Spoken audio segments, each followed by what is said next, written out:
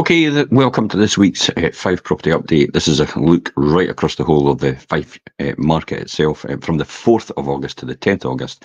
A great insight into if you're a buyer or a seller and what you should be doing, how you should be offering, what price point you should be putting on it as well, especially if you're a seller at this point in time. We are no longer in a boom market. However, I'll be doing a midweek show to tell you what type of market we're in. Are we still in a hot buyers market, hot sellers market? Are we in a buyers market? Are we in a neutral market? Are we just in a raving hot sellers market? I mean, there's different levels, and it's easy to ascertain that based on the statistics right in front of us. And you just have to understand how to analyse those. And we'll do a midweek show with Sophie on Thursday at 1 o'clock. So let's get back to the weekly statistics. Again, as I said, this is a look right across the whole of the market according to Rightmove, what's coming on with all the estate agents in the regional areas versus what's actually been sold in the areas as well. A great insight into where the market is, plus the fact is I'm going to talk about a lot of stock getting put onto the market with the new builders and give you an example of what's going on here. Because it may seem we've got a really good buoyant market right now, but there's a flying ointment here that you don't really notice it's happening. And that's what's slowing down the time to sell for quite a lot of people right across the Fife market itself. Let's get right down to the numbers now. Okay, so last week, this is what happened in the regional areas. As you can see right across there, we have Cooper, 13 properties came on, 6 properties instructed. So Cooper in that week, not faring as well, supply outstripping demand. There's a theme here. East Neuk 5 versus 6, so demand outstripping supply. St Andrews 7 versus 5, so even Stevens more or less. Levenmouth 12 versus 10, Dunfermline 15 versus 68. So demand outstripping supply in the Dunfermline area. No surprise. I was talking to someone yesterday about this, and there seems to be a lot of people actually relocating from Edinburgh into the Dunfermline area because it's easy commuting back in. And I have a sneaking suspicion there's going to be a bounce in the Levenmouth market because of this. When people realise they could actually get the train straight from Leven and Cameron Bridge straight into Edinburgh Waverley, that's going to have a real good interest. And you could see the amount of money it's getting pumped into the bus service as well in order to accommodate that over the next 3 years as part of that project to make sure people can get to the train stations from the areas in Fife it's necessary. Anstruther, for example, has got a new bus service on for that very reason, as well as other local areas as well to get people to train stations. And that is going to have a huge benefit over the next 3 years. I definitely think so. So more about that later on. Okay, Glenrothes 15 versus 11, Kirkcaldy 27 versus 28. Quite interestingly though, what I noticed in this market we've got, and let me talk about it a wee bit more. In the last couple of weeks, actually, in the last couple of weeks itself, there has been a lot of house builders. So new house builders have actually been coming on. Now, they're not included in these figures, and the reason they're not included in the figures that I just talked about was primarily because the house builders tend to put their houses on the market on Rightmove, but they don't actually put them down as sold later on. So therefore, the statistics are skewed. You see a lot of properties coming on, but it actually doesn't reflect in the numbers sold. So the information you're seeing here is the core Fife market, this one here. That's the core Fife market, what's happening, or not actually happening just now. And that's a good reflection because we've always measured on that as well, just like inflation's measured like that as well, with seasonally adjusting taken out. So this is why we are seasonally adjusting for the factors which are unusual, which is a new house builds coming in. So last week, for example, or the week before, in the first week of August, 42 properties came onto the market through new build suppliers, predominantly in the Glenrothes area through Keep Moat Homes.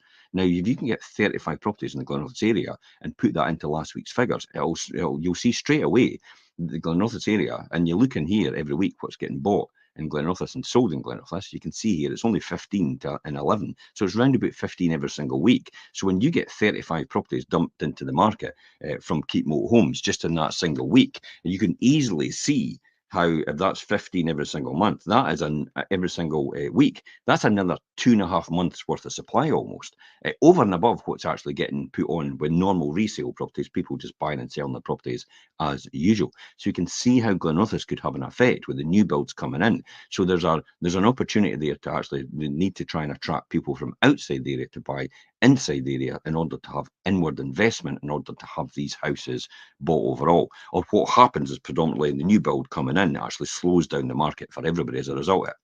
It's kind of like the motorway. When everybody joins the motorway at the same time from all the different avenues, and then all of a sudden you stop for the next 3 or 4 miles, and it takes about half an hour to 45 minutes to get through, and then you get to the end of it and think, what's that all about? There's nothing here. There's no roadblock or anything. How did that all slow down? That's the same thing. Have you ever watched Tom and Jerry, where they used to run used to run for the hole at the same time, the two mice? Well, and they both got stuck. That's exactly what's happening in the market with the new builds coming in. That's what happens on a temporary basis. It slows down that market overall for everybody as a result of it, because the number of people are always there, and it's always kind of finite, which is the same every single week. And therefore, if you dump 35 properties into the market, new builds for sale at that point in time, it tends to affect the rest of the market overall. Hopefully, that message has got through at why possibly I'm indicating here that the core market is doing very, very well, but you're experiencing that it's actually slowing down for you as a house seller yourself. And it's just a temporary thing. Once the new builds are all built and it's all filled, then we're back to business as usual. Kind of like the end of that motorway, where you've got the end of that traffic jam that everybody had. That's exactly what it's like. And how long that takes is entirely down to the house builders themselves and the market itself predominantly. But market's still very, very buoyant. We'll talk about that on Thursday at 1 o'clock with Sophie, and we'll dive in more to that. But then I'll just reflect back, and I'll just jump back to that monthly figure as well. So if you jump back to the monthly figure Richard was speaking about last week, see, this is what happened last month. That is pretty good in comparison. Now, in terms of the monthly stats, just give you an insight, there's only 26 properties actually in that total.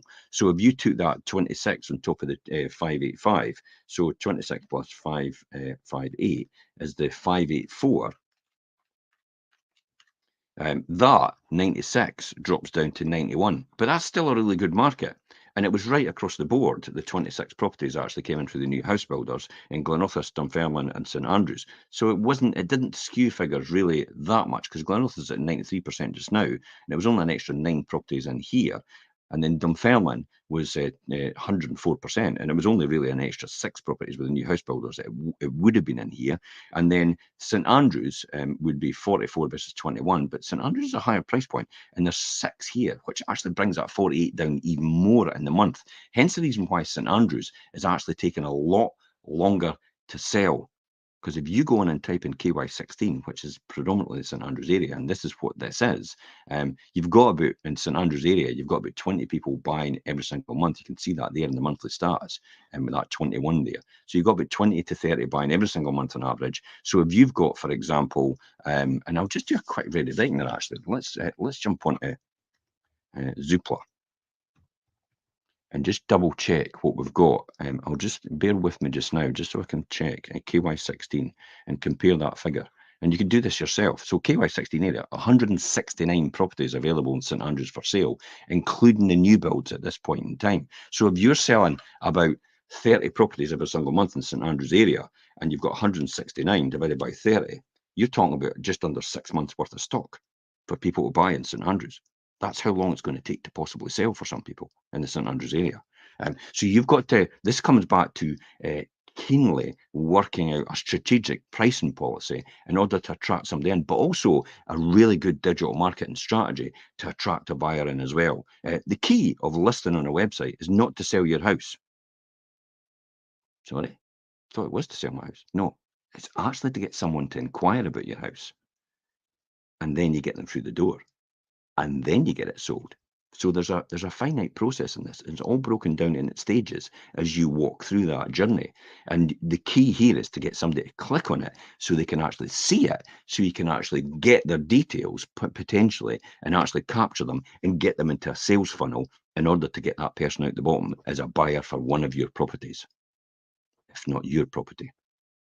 That is key and instrumental here. So you can see how it can be that. And you could do this for your market as well. You can see there on the monthly figures I've got here, if you want to just assess your own markets, you can see what's selling on average or round about there. For example, if you go to the Cooper area, you can type in KY14, KY15, add available together, divide it by about 40, and then you'll get a rough idea about how many months worth of stock is available in Cooper, and that'll give you an idea about how much time on average it takes to sell. You could do the same with East Neuk. It's about 20 every single month in East Neuk area. In St Andrews, it's about 20 to 30. And Leavenmouth, we've just done that in the St Andrews one. Leavenmouth, you're talking probably about 40 to 50 every single month that people are buying in Leavenmouth. Dunfermline, you've got the 227. It's round about that every single time, 220 every single month. So again, you can type in KY11, KY12, and divide that by 220, and it'll give you the amount of months worth of stock is on. And it gives you a real good idea about how long it takes to sell a property in your area at this point in time, on average, remember. There's no doubt about it. I'll tell you some of the properties that are actually flown off the shelf, and I'm going to talk about what we're about to list, and also what we've actually listed and actually sold. Keys handed over, so what they went for and how much over the home report or under the home report or on the home report they went for, and also the ones that we've actually just sold in the week and how quick that took to sell as a result, and what price point that's at that point in time when we're putting on. It gives you a real good insight if you understand these analytics. But the key is here, if you're not very sure, because not everybody's analytical as I am and process driven as I am, because that's my background, and I could see systems, I could walk into a room or I could walk into a situation, I could see straight away where all the efficiencies could be made, and it's just how I see things, how I see the world. And that's what the efficiency is, and that's how you can build systems in order to do it. If you want to win once, have a goal. If you want to win every single time, have a process and a system. That's the key here. Okay, so let's dive into what's actually been sold this week across the Fife property market, and then we'll just quickly talk about the Zoopla statistics after that. And so let's get this back up, and we can see this. So this is one. This is actually one. This is Glenagle Gardens in Anstruther. Now, I actually thought that took forever to sell, but it didn't. It actually took 2 months. Now, in St Andrews, in the East Neuk area, it's around about 4 months worth of stock. So that's pretty good in comparison to where the market is just now. So that is Glenagle Gardens. And this was listed at offers over 250,000, a 4-bedroom semi-detached house. And it went extremely well. You can see the extension on there was a fantastic property. The next one is Rumduin Crescent and Kettlebridge. Now, this sold in 4 weeks. So see what I mean about, how quick they sell sometimes. Sometimes some of them take a bit longer. 4-bedroom, this was a 1-bedroom semi-detached bungalow, and it was offered over 95,000 and it sold. Beautiful, isn't it? Beautiful. 95,000. I mean, offers over, remember, so possibly might have went for a bit more at that point in time. But we'll find out when the keys are handed over what that actually went for, and I do talk about the completed on this as well. The next one is Crail Road in Anstruther. Actually, no, it's not. It's Carlisle Crescent, Buckhaven. This was our commercial unit with quite a substantial bit of land on it, potential to externally build, possibly. There's been a sort of indication it was there's an opportunity to build out the back, and a sort of sympathetic approach by the planning department to say that that could be entirely possible for up there. So this sold in 5 weeks, and it was offered over 95,000, a commercial unit with land. But no planning permission, remember, but it was still offered over 95,000. So that was a really good price point for that type of property to get and achieve. This one, Crail Road in Anstruther. See what I mean? This took 6 months. 240,000 offers over. So it just shows you, you think, I mean, we had this one, the one next door to this, and the one next door to this went in 5 days. But that was in the boom market. And then the one right across from it went in a short period of time as well. And this took a wee bit longer, primarily just because the type of market we're in just now and the advent of the interest rates being a bit higher than they were before, and inflationary pressure in the market as well, driven the interest rates up as a result. And people have less money in their pockets than they did in the advent of the coming out of lockdown, which was 180 billion in cash reserves and people's family budgets overall. I hear you saying it's like, wait a minute, I never saw any of that in my family budget, but some people did have it, and that's why things were going quite well in that sort of market. So that was a way as well. That was Crail Road in Anstruther, and it was offers over 240,000 that went for. Okay, so Hill Road in Kennoway sold in 3 weeks after now this is an interesting one. Sold in 3 weeks after a previous sale fell through. This was offered for 120,000, and the new owners looking to upsize. Actually, they're looking forward to that. But the previous sale fell through, and this is why I talk about this. And I say that previous sale fell through, but within a short period of time, matter of days, we actually found another buyer, and again sold in 3 weeks. And gone, done and dusted, over the line again. So that's it's. I think it's more recovery in your agent as well. What strategy have they got if anything goes wrong and a buyer maybe pulls out at the last minute? Can they actually bring another buyer out of the list, or have they generated any more activity on it as well in order to bring that buyer out of that list as well? And I think that's key and instrumental in their strategy to look at overall in terms of how things are done. So that one's away as well. I'll quickly talk about the Zoopla house price index that I did during the week. Executive summary from Zoopla. Now, why did I talk about the Zoopla UK house price index for July? Because the Office of National Statistics produced their house price index every single month as well. But the Office of National Statistics produced their house index, and they talk about where the market is in terms of what's actually sold and over the line on a historic basis. What Zoopla has an insight into, what overall, because they're a big website as well, and they collate this information and data, they have more accurate real-time information about what's happening in the market right now, because they've got all the houses that the land registers don't, which are currently under offer. And they're able to compare how long that takes for them to go under offer in comparison, and how much stock is actually sold of the houses that went on the market as well. Whereas that's not information that the Office of National Statistics can get, but they are actually the overall what house prices. So Office of National Statistics is more how house prices have happened. Zoopla house price index is more how house prices are happening. So one's past and one's present tense. So that's why they're a good complementary marry up. So according to Zoopla, what happened in the executive summary was the housing market continues to adjust to a 4% plus mortgage rates with increased market activity rather than a faster price growth. House prices are broadly flat over the last 12 months, according to Zoopla, but prices are higher across all regions and countries over the UK over the first half of 2024. UK house prices are on track to be 2% higher over 2024, according to Zoopla. Now, remember, they've got an insight into what's actually sold now and potentially what it's sold for before the land registry gets that information.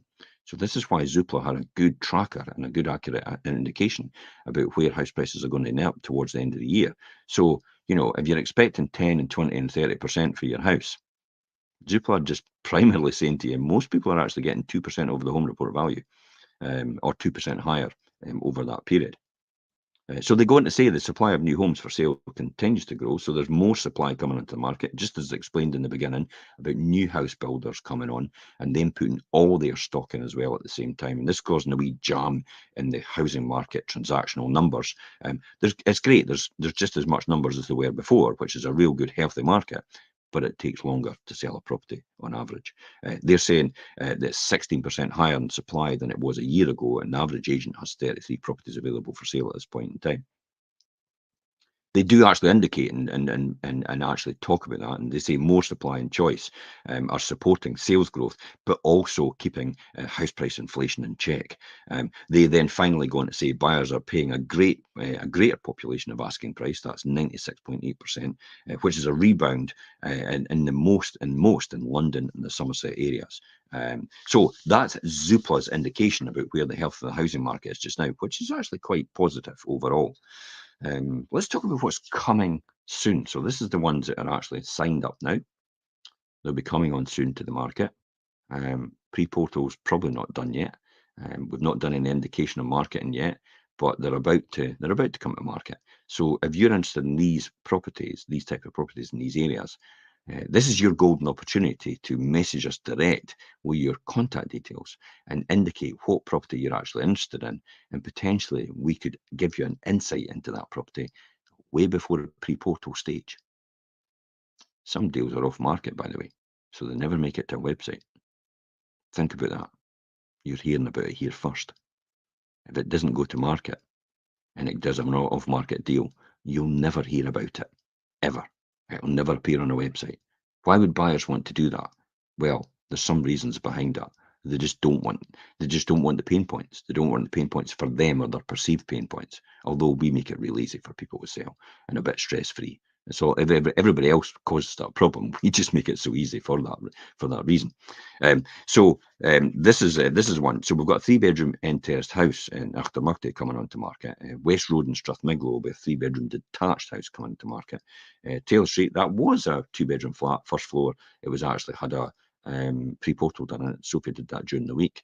That's a great insight. It's a great price point as well because it's right next door to the train station.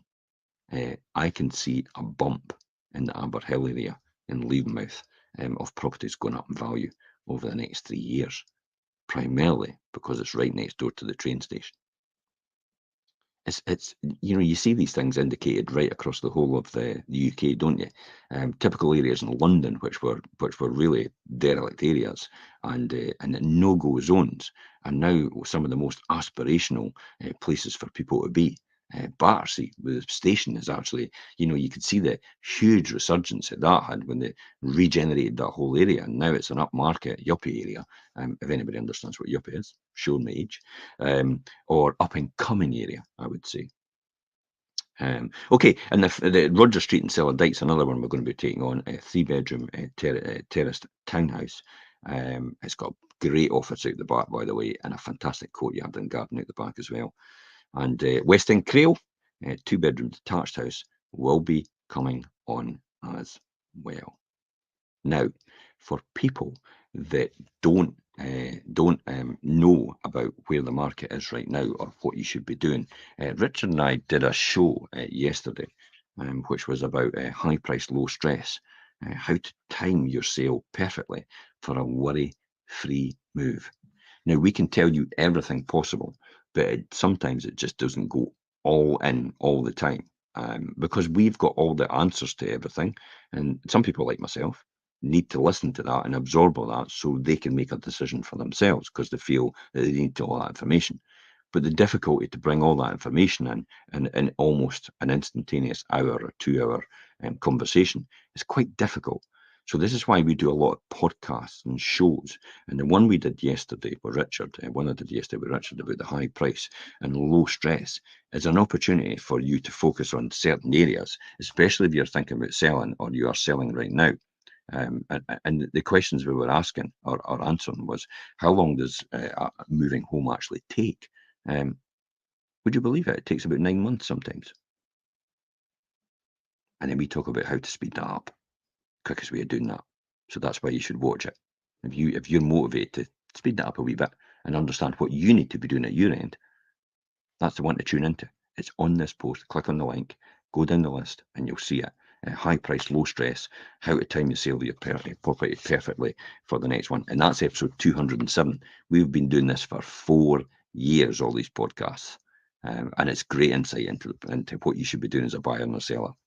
As also as a landlord as well, because every other week we do a lettings and a sales, and we marry between the two of them. So there's 2 years worth of lettings information and advice and investors advice, and there's 2 years worth of selling and buying advice as well. We also talked in that show about the best months to sell your home, like yours. Take time to pick your best estate agent, what you should be doing to pick the best estate agent. It's not about the biggest, it's not about the person that's got the most properties on the market. They might get the least over the home report value for you. Is that the right decision then, to take the person that's got the biggest amount of properties on the market if they get the least over the home report value on average? Of course not. That's why you just check out this show. Allowing time for pre-sale preparations, so what you should be doing and preparing yourself before the sale, and seasonal advantages and styling tips about how you should be focusing on that as well. It's a great insight. Listen, if you've only got 4 minutes, click on it and read the script. But I definitely highly recommend listening to the podcast if you've got time. You can do it when you're cooking and stuff like that. Just listen to the podcast in the background and you'll pick up information and it'll help you with your house sale, especially if it's not going according to plan. That's what that's all about. That's what it's all about. So it can do all the heavy lifting for you and tell you all the right advice of what you should be doing. You get a great insight. You don't need to then have a conversation with the estate agent because you're getting that firsthand from the estate agent themselves. Well, you're getting it from us. Okay, so let's finally talk about the completed numbers. Now, why do I talk about completed all the time? Well, this is literally just keys handed over. So keys handed over, how long these took to sell in these areas, these properties, and how much over the home report value they went for at the time. So Blacklaw's Cottage in Antrim, that was a really good one. This was a 4-bedroom detached property, all in one level, 0.9 of an acre. When this went to market, it sold, it was on at 650,000. It went for, in 2 weeks, it went for 10.7% over the home report value, which represented another £70,000 over. So it can happen in 2 weeks, 720,000 for a 4-bedroom detached cottage. Had its own wee biomass plant as well for its own fuel and heating in the garage, and it had 0.9 of an acres, beautiful views over the countryside as well. Absolute mint condition inside, gorgeous. That's what can happen with the right marketing strategy. So the next one I want to talk about is Park View in Balmullo, just outside St Andrews, 3-bedroom detached villa. It sold in 5 months. It just sold for some home report value. But home report value is £300,000. That's a lot of money for a 3-bedroom detached villa in Balmullo. That's a really good price point. I remember before the boom, we were selling these for around about 180, 200. See how much it's jumped up in that time. So if you've got a property like that and you're considering selling, maybe now's the time. Nethergate North and Crail. This was a 2-bedroom end-terraced house, and it sold in 3 months for just under 5% over the home report value. It represented another £12,000 to the seller. Do you think that covered all their fees, including the lawyer and everything else? Absolutely. And they even got cash back in the exercise. And they got the value of the property they should have got in the first place, which is the home report value. And went for 12,000 more. 262,000. 2-bedroom end-terraced house. Nethergate North and Crail. Okay, so Tapping Close in Cellardyke, 4-bedroom detached house, sold in 6 months. See how it takes a wee bit longer? Tapping Close, really popular. Now, we had another 2 in there as well, and they went a lot quicker, but this one just took a wee bit longer. But 6 months, and you would think, oh, I'll probably get below home report. No, 4% over home report value. See what I mean? Just because your house sits on the market for a lot longer, it doesn't mean to say the price should actually be less or you would get less. Remember, when I talk about these figures every single week, I actually indicate the buyers, the number of buyers. They're new buyers every week that come into the market all the time. It turns over. Now, if East Nuke takes, on average, there's about 4 months worth of stock in East Nuke. So if East Nuke takes 4 months to actually sell on average, that means every 4 months, every single buyer is renewing. There's new buyers every 4 months in that market. Hence the reason why when you get 6 months, you're still getting over 4% over the home report value. It represented another £15,000. Do you think that paid for everything and cash back at the same time? Absolutely.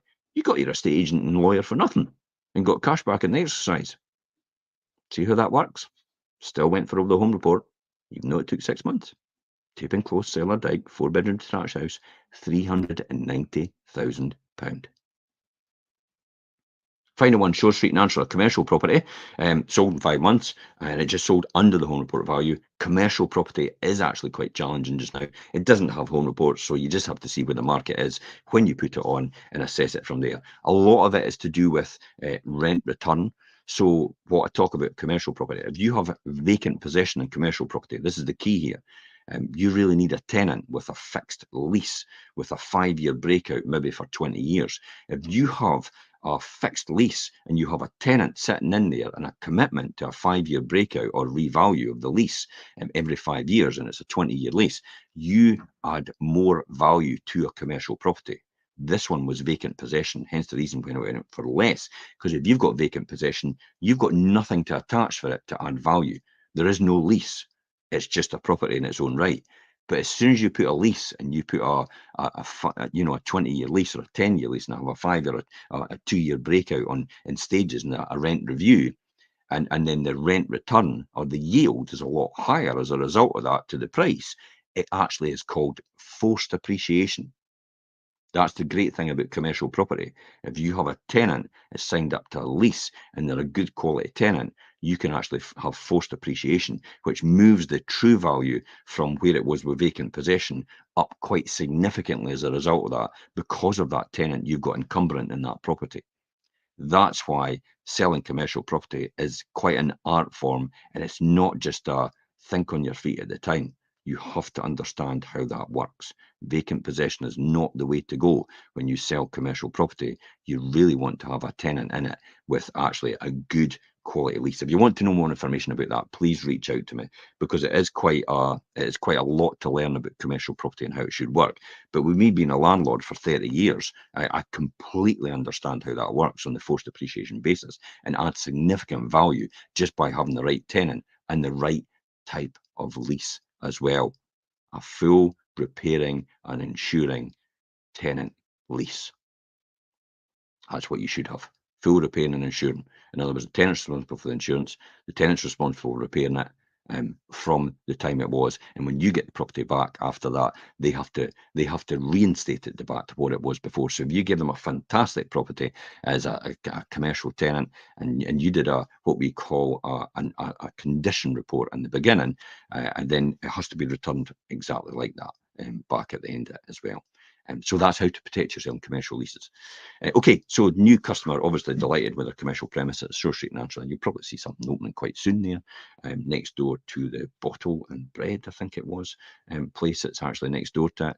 And that's it. So just finish off wealth creation show tomorrow with Richard and I. Let's quickly look at what we're going to be talking about. The power of process. 135 episodes of the wealth creation show. A real good insight into my journey from over the last 30 years as an investor and a landlord, and my retirement, which is around about 20 years ago, retired financially free. Okay, so we talk about that, and it's a great insight into this, the power of process. The power of process revolves around obtaining the balance that can drive success, as well as designing and implementing effective processes. Remember what I said? But if you want to win once, have a goal. If you want to win every single time, have a process. Do you think McDonald's have a process? Why do you think they win every single time? Do you think KFC have a process? Of course they do. McDonald's is a classic example. Beef patty, 2 slices of gherkin, tomato, sauce, relish, lettuce, job done. And sprinkle of onions, job done every single time. No matter where you go in the world, that's how McDonald's do everything. Everything. That's the process. That's how they win every single time, because it's the process that everybody follows. And that's what we're going to talk about tomorrow on the Wealth Creation Show. So if you're a small business owner, this could be perfect for you. This could be your meteoric rise to success after this. The penny will drop and you'll think to yourself, that's what I should have done, or that's what I should do. That's the key here. So see you tomorrow, 12:30, Wealth Creation Show with Richard. We'll be talking about the power of process. Have a fantastic rest of the weekend. Know that we've got much left. And sun's out. Thank God for that. It's been a fantastic weekend so far. Sun's out, and that's the greatest thing about it. But now we're probably officially in summer. Flowers are blooming and all the rest of it. And until next time, guys, I'm Jim Parker for Fife Properties TV. Bye-bye for now.